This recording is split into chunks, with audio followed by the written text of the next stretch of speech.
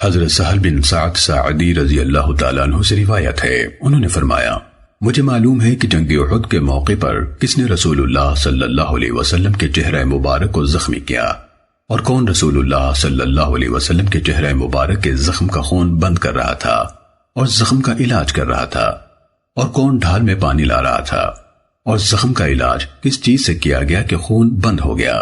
پھر فرمایا ڈھال میں پانی تو حضرت علی رضی اللہ تعالیٰ عنہ لا رہے تھے اور زخموں کا علاج حضرت فاطمہ رضی اللہ تعالیٰ عنہ کر رہی تھیں۔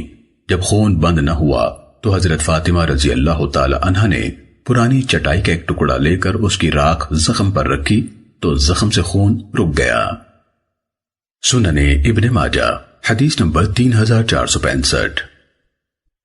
حضرت ام قیس آمنہ بنت محسن رضی اللہ تعالیٰ عنہ سے روایت ہے، رسول اللہ صلی اللہ علیہ وسلم نے فرمایا عود ہندی علاج کے لیے اختیار کرو، اس میں 7 شفائیں ہیں، یعنی 7 امراض کی شفا ہے، ان میں سے ایک بیماری ذات الجنب ہے۔ ابن سمعان نے اپنی روایت میں بیان کیا ہے کہ عود ہندی میں 7 بیماریوں کی شفا ہے، ان میں سے ایک بیماری ذات الجنب ہے۔ سنن ابن ماجہ حدیث نمبر 3468۔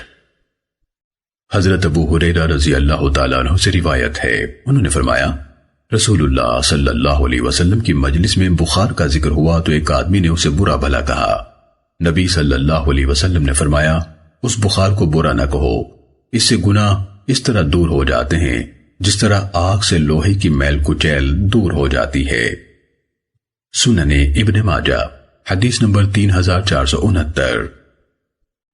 حضرت ابو ہریرہ رضی اللہ تعالیٰ عنہ سے روایت ہے کہ نبی صلی اللہ علیہ وسلم ایک بیمار کی عیادت کے لیے تشریف لے گئے جسے بخار تھا۔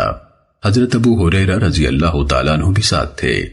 رسول اللہ صلی اللہ علیہ وسلم نے مریض سے فرمایا خوش ہو جاؤ، اللہ تعالیٰ فرماتا ہے بخار میری آگ ہے جسے میں دنیا میں اپنے مومن بندے پر مسلط کرتا ہوں تاکہ آخرت میں جہنم کے عذاب کے عوض اس کا کچھ حصہ اس بخار کو قرار دیا جائے۔ سنن ابن ماجہ حدیث نمبر 3470۔